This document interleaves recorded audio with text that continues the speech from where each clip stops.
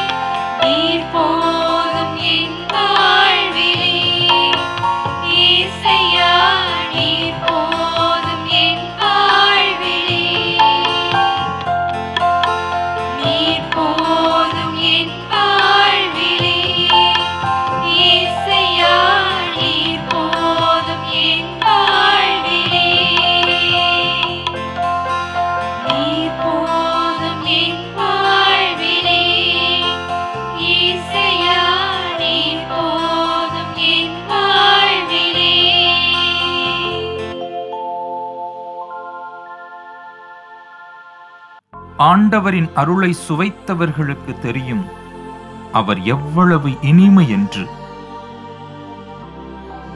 அவருடைய ஆடையின் நுனியை தொட்டு பார்த்த அந்த பெரும்பாடுடைய பெண்ணிற்கு தெரியும் அவரின் குணமளிக்கும் வல்லமை என்னவென்று. அந்த கனானிய பெண்ணிற்கு தெரியும் அவரின் வார்த்தையின் ஆற்றல் எவ்வளவு வலியது என்று. ஆண்டவரை சுவைத்து பார்த்தவர்கள், அவருடைய அருளில் நனைந்தவர்கள், அவருடைய வாழ்வை அனுபவித்து உணர்ந்தவர்களாய்,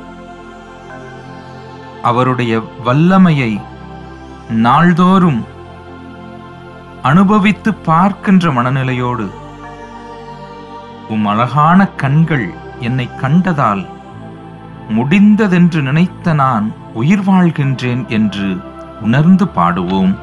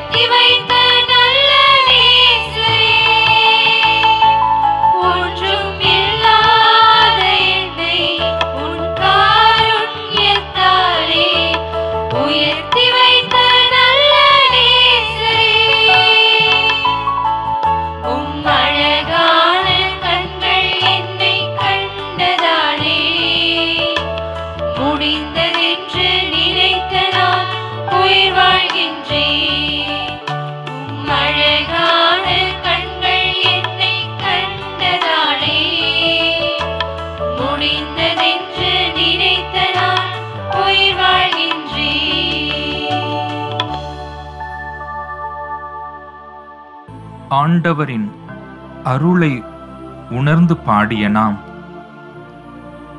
அவருடைய அரவணைப்பை சுவைத்து பார்த்திருக்கிற நாம் அவருடைய வல்லமை தரக்கூடிய வார்த்தைகளுக்கும் செவி கொடுப்போம். வார்த்தையான இறைவன் உங்கள் அனைவரோடும் இருப்பாராக. ஆன்மாவோடும்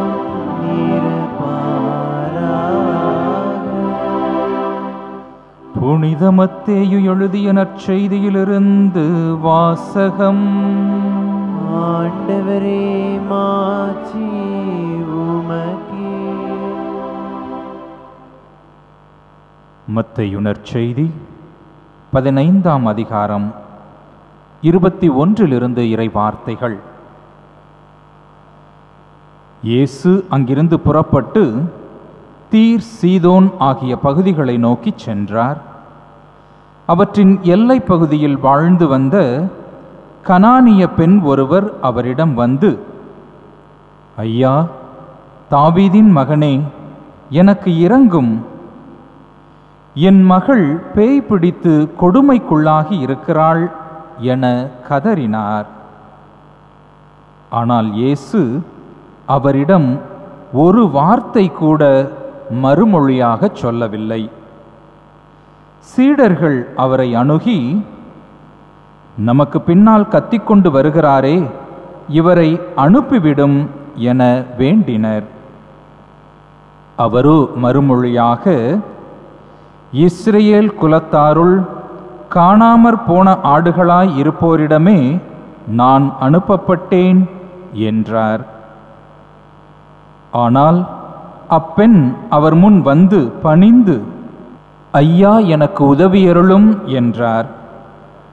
அவர் மறுமொழியாக, பிள்ளைகளுக்குரிய உணவை எடுத்து நாய்க்குட்டிகளுக்கு போடுவது முறையல்ல என்றார்.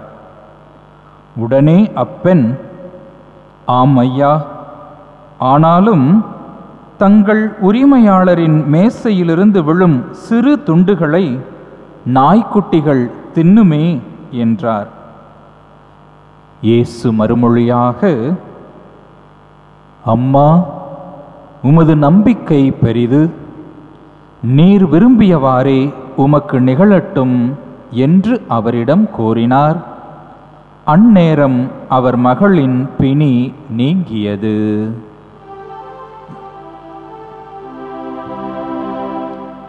ஆண்டவரின் அருள்வாக்கு. கிறிஸ்துவே உமக்கு புகழ். தன் தொழிலில் பெரிய நஷ்டத்தை சந்தித்த ஒருவர் இனி வாழ விரும்பாமல் தன் வாழ்வை முடித்துக்கொள்ளும் எண்ணத்துடன் கடலை நோக்கி நடக்கின்றார். கடற்கரையிலே சிறுவர்கள் விளையாடிக் கொண்டிருக்கிறார்கள். அவர்கள் மணல் வீடு கட்டி அதை சுற்றி விளையாடுகிறார்கள். கடல் அலையானது அந்த மணல் வீட்டை அடித்து ஒன்றுமில்லாமல் ஆக்குகிறது. உடனே அவர்கள் மகிழ்வோடு மீண்டும் வீட்டை கட்டுகிறார்கள். மீண்டும் அலையானது அந்த வீட்டை அழித்து விடுகிறது. ஒவ்வொரு முறையும் அவர்கள் மகிழ்ச்சியோடு அந்த வீட்டை கட்டுகிறார்கள். இந்த நிகழ்ச்சியை பார்த்த அந்த மனமுடைந்த தொழிலதிபர் ஒன்றை புரிந்து கொள்ளுகிறார். தோல்வியோ அழிவோ அவை நிரந்தரமல்ல. மீண்டும் மீண்டும் நாம் மேற்கொள்ளுகிற விடாமுயற்சி நமது உள்ளத்திற்கு மகிழ்ச்சியையும் வாழ்விற்கு வெற்றியையும் தருகிறது என்பதை உணர்ந்து கொள்ளுகிறார். கிறிஸ்துவில் அன்பிற்குரிய சகோதரிகளே, சகோதரர்களே, நற்கருணை ஆண்டவருடைய பிரசன்னத்திலே கூடியிருக்கிற நமக்கு இறைவன் சொல்லக்கூடிய செய்தியும் இதுதான்.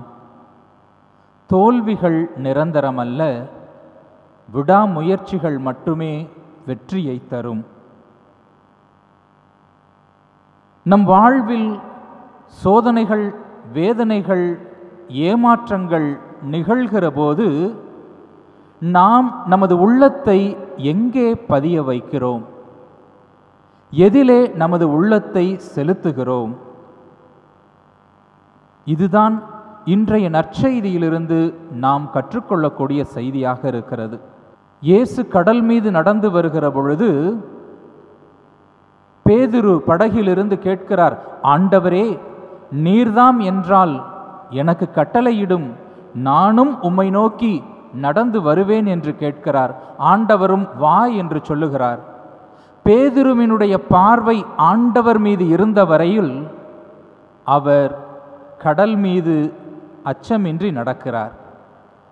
ஆனால் அவருடைய பார்வை ஆண்டவரிடமிருந்து அந்த சீற்றத்தின் மீது, அலையின் மீது பார்வை திரும்புகிற பொழுது அவர் அச்சப்படுகிறார். ஐயோ, மூழ்குகிறேனே என்று ஆண்டவரை நோக்கி கூக்குரலிடுகிறார்.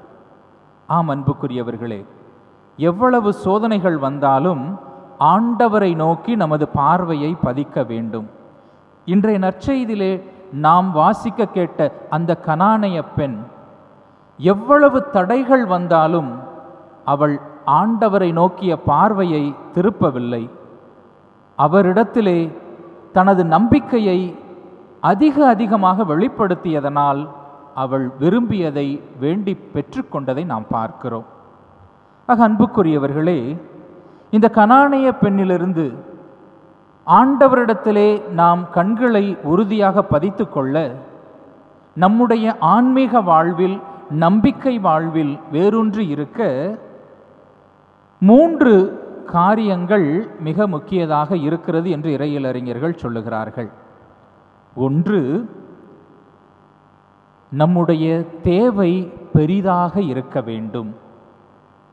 எப்பொழுது நாம் வேண்டுவது, நாம் எதற்காக வேண்டுகிறோமோ அந்த செயலானது, அந்த தேவையானது என் வாழ்விற்கு மிக மிக அவசியம் என்பதை நாம் உணர்ந்து கொள்ளுகிறோமோ அப்பொழுது ஆண்டவரை இறுக பற்றி கொள்வோம், ஆண்டவரை உற்று நோக்கி தேடுவோம். நமது தேவை மிக பெரிதாக இருக்க வேண்டும். அந்த தாய்க்கு தன்னுடைய மகளின் வாழ்வு என்பது மிக அத்தியாவசிய தேவையாக இருந்தது. அதற்காக எந்த துன்பத்தையும் எந்த தடையையும் ஏற்றுக்கொள்ள, தாண்டி செல்ல அவர் தயாராக இருந்தார். ரிச் டேட் புவர் டேட் என்கிற ஒரு புத்தகத்திலே இவ்வாறு சொல்லப்படுகிறது. வாழ்க்கை பாடங்களை நாம் புரிந்து கொண்டால் வாழ்க்கை நலமாக இருக்கும். வாழ்க்கை பாடம் என்பது என்ன? வாழ்க்கை தான் விரும்பியவாறு நம்மை அலைக்கழிக்கலாம், தள்ளிவிட நினைக்கலாம். ஆனால் நாம் இந்த வாழ்வுதான் என் வாழ்வு என்பதை இறுக பற்றி கொண்டால் அந்த அலைக்கழிப்பையும் எதிர்த்து நின்று வெல்ல முடியும் என்று அந்த புத்தகத்திலே அந்த ஆசிரியர் சொல்லுகிறார்.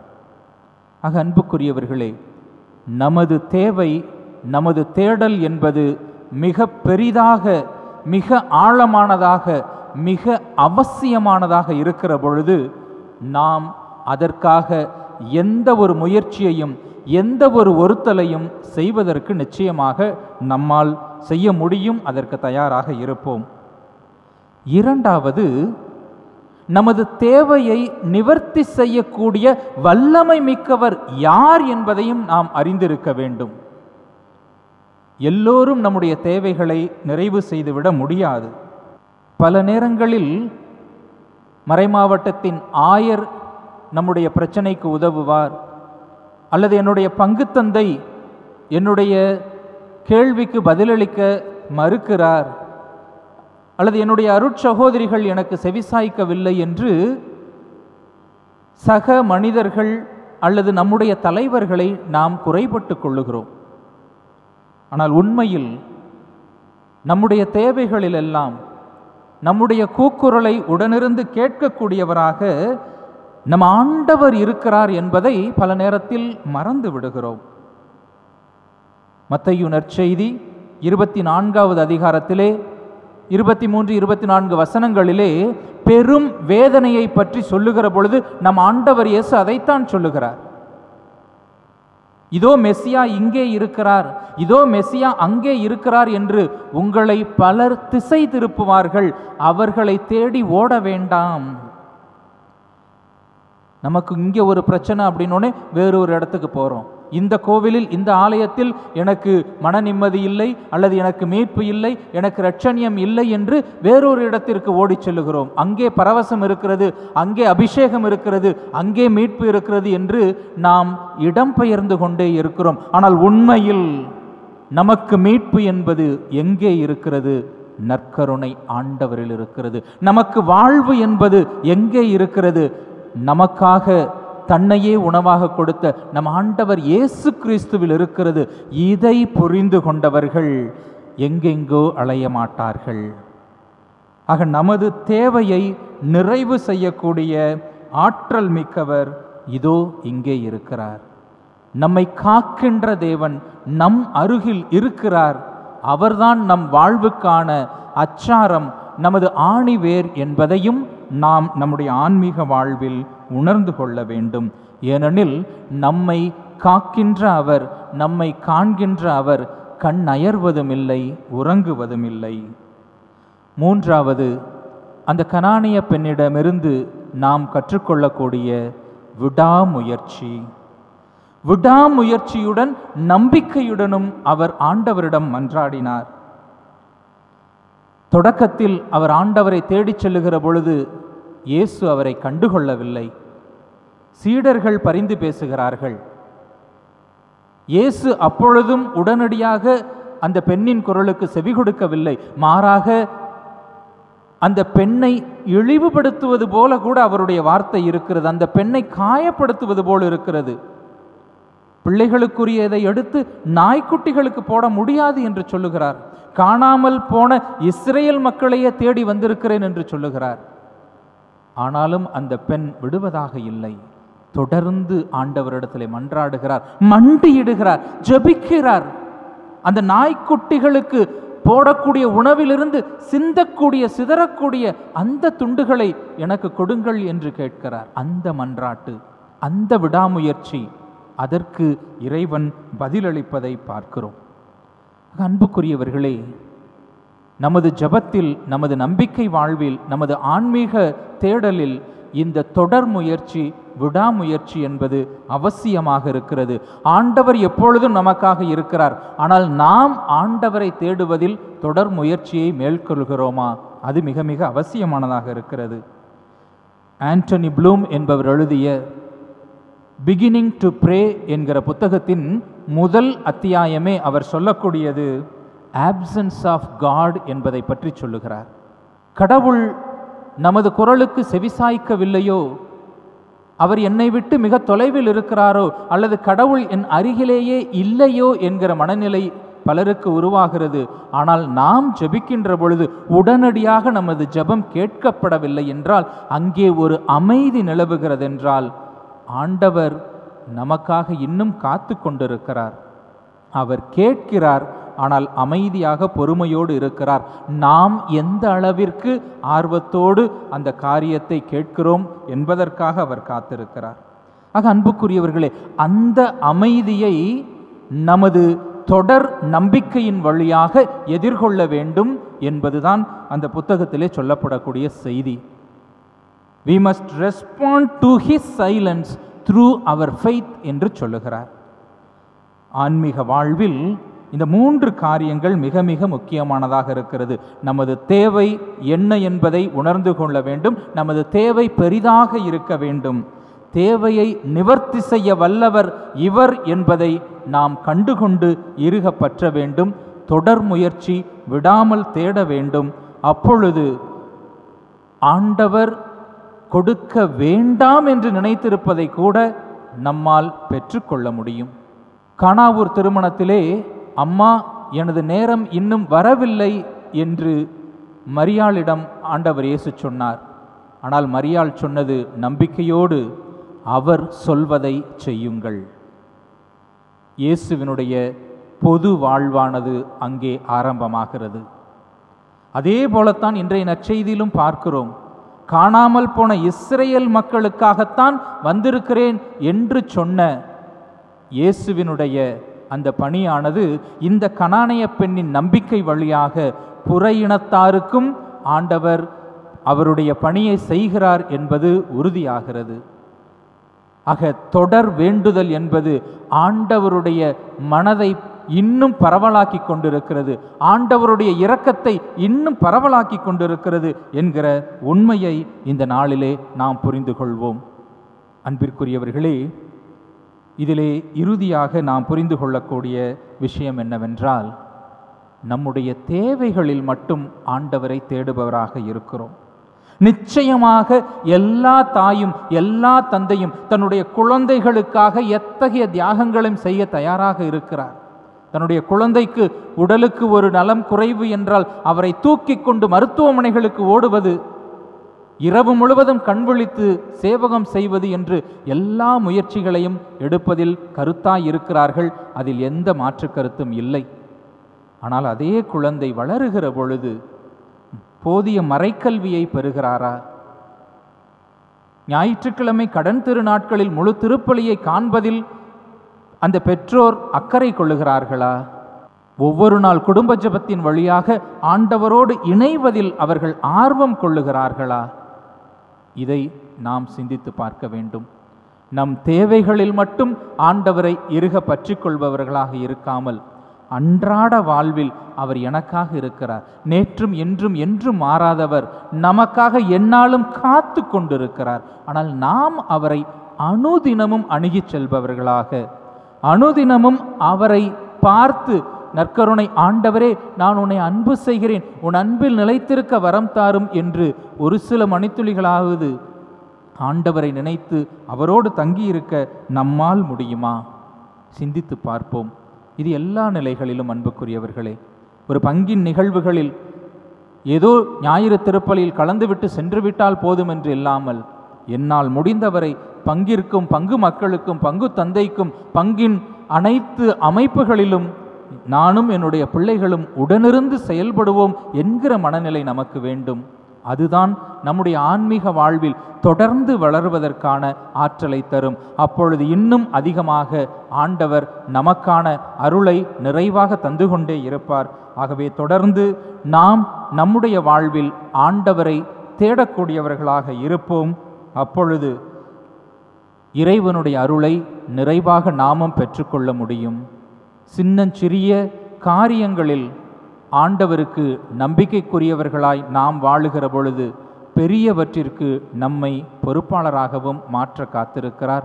அந்த அருளுக்காக தொடர்ந்து ஜெபிப்போம். நேற்றும் இன்றும் என்றும் மாறாத தேவன், நமது கூக்குரலுக்கு செவி கொடுக்கிற தேவன் இதோ நம் அருகில் இருக்கிறார். பிள்ளைகள் ஆர்வத்தோடும் நம்பிக்கையோடும் கேட்கிற பொழுது கேட்கிற வரங்களை தருபவராக இருக்கிறார். நாம் நமக்காக மட்டுமல்ல, உலகின் பல்வேறு தேவைகளுக்காகவும் நமது மன்றாட்டுக்களை ஆண்டவர் முன்னிலையிலே சமர்ப்பித்து ஜெபிப்போம். அன்பின் இறைவா, எம் திருவையை வழிநடத்தும் திருத்தந்தை, ஆயர்கள், குருக்கள், துறவியர் மற்றும் பொதுநிலையினர் அனைவருக்காகவும் மன்றாடுகிறோம். தங்கள் நம்பிக்கைகளை தளர்வுற்ற மக்களை தேடி சென்று அவர்களை வலுப்பெற செய்யும் பணியை தொடர்ந்து செய்ய அவர்களுக்கு ஆற்றலை தர வேண்டும் என்று இறைவா உம்மை மன்றாடுகிறோம். ஆண்டவரே, எங்கள் மன்றாட்டை கேட்டருளும். இரக்கத்தின் ஊற்றாம் இறைவா, தங்கள் வாழ்வின் பல்வேறு தேவைகளுக்காகவும் உலகின் பல்வேறு ஆலயங்களை தேடி ஓடி மன்றாடுகின்ற ஒவ்வொரு மக்களின் குரலுக்கும் கனிவுடன் செவிசாய் தரலும். தங்களின் தேவைகளில் உம்மீது ஆர்வம் கொண்டு தேடுகிற அவர்களுக்கு உமது வரங்களை தந்து நிறைவாக ஆசீர்வதிக்க வேண்டுமென்று இறைவா உம்மை மன்றாடுகின்றோம். ஆண்டவரே, எங்கள் மன்றாட்டை கேட்டருளும். நலன்களின் ஊற்றே எம் இறைவா, எங்கள் வாழ்வில் தோல்விகளை சந்திக்கின்ற பொழுது விரக்தி, வெறுப்பு, ஏமாற்றம், சறுக்கல்களை சந்திக்கின்ற பொழுது மனம் தளர்ந்து விடாமல் எங்களுக்காக நீர் என்றும் இருக்கிறீர் என்று கனானிய பெண் போல் மன உறுதியுடன் உம்மை பற்றி கொள்ள வரம் தர உம்மை மன்றாடுகின்றோம். ஆண்டவரே எங்கள் மன்றாட்டை கேட்டருளும். அன்பின் இறைவா, மாதா தொலைக்காட்சியின் வளர்ச்சிக்காகவும் மாதா தொலைக்காட்சி வழியாக இல்லங்களில் இறையாட்சி மலர உழைக்கும் ஒவ்வொருவருக்காகவும் மன்றாடுகின்றோம். உமது நற்செய்தியின் விளிம்பியங்களை பறைசாற்ற இறைவாக்கினருக்குரிய ஆற்றலையும் மரியன்னைக்குரிய பொறுமையும் கொடுத்து காத்தருள வேண்டுமென்று இறைவா உம்மை மன்றாடுகின்றோம். ஆண்டவரே எங்கள் மன்றாட்டை கேட்டருளும். பிள்ளை மீனை கேட்டால் பாம்பை கொடுக்கும் தகப்பன்தான் உண்டோ? கேளுங்கள் பெற்றுக்கொள்வீர்கள் என்கிறார் நம் ஆண்டவர். நம் தேவைகளை மன்றாட்டுக்களாக எழுப்பியிருக்கிற நாம் அவரது அருளை வேண்டுவோம். நாம் சுகம் பெற, நாம் பலம் பெற, நாம் ஆற்றல் பெற, நம் மனதில் அமைதி பெற, நாம் வாழ்வு பெற அவரிடம் மன்றாடுவோம். அருள் தாரும் இயேசுவே, நான் சுகம் பெறுவேன் இயேசுவே என பாடகர் குழுவுடன் இணைந்து பாடி ஜெபிப்போம்.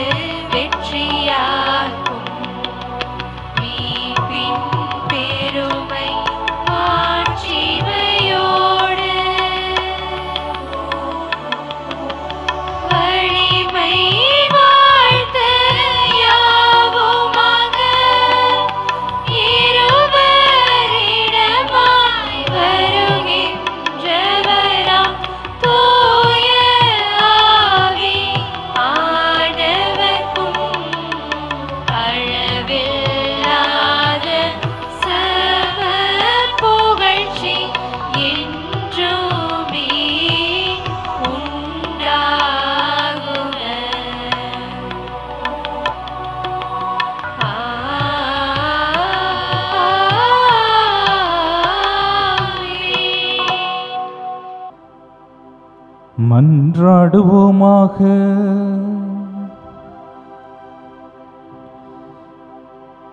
இறைவா, இந்த வியப்புக்குரிய அருளடையாளத்திலே உம்முடைய பாடுகளின் நினைவை எங்களுக்கு விட்டு சென்றீ.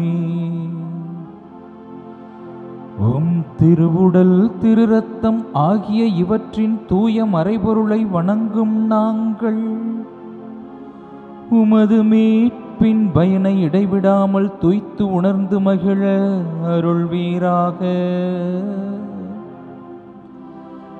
தந்தையாகிய இறைவனோடு தூய ஆவியாரின் ஒன்றிப்பில் இறைவனாய் என்றென்றும் வாழ்ந்து ஆட்சி செய்கின்ற உம்மை மன்றாடுகின்றோம்.